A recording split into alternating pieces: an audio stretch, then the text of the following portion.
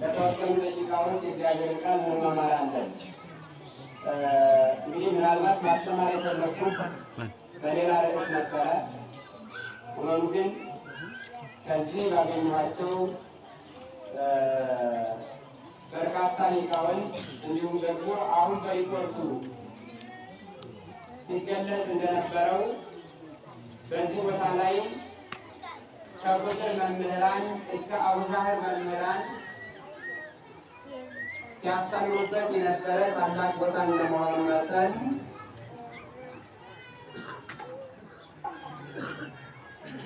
ስለዚህ ሊቃውንቱንም እናንተን ምዕመናንንም በሚገልጽ መልኩ ሁላቸውንም ያማክላል ብዬ ባሰብኩት መጠን በአንድ ርዕሰ ጉዳይ እንማማራለን ማለት ነው። ስለዚህ የትምህርታችን ርዕስ የሚሆነው ኢያሃት ሰብ ግብረ እደው በሚል ይሆናል። እየተሰማማን ነው?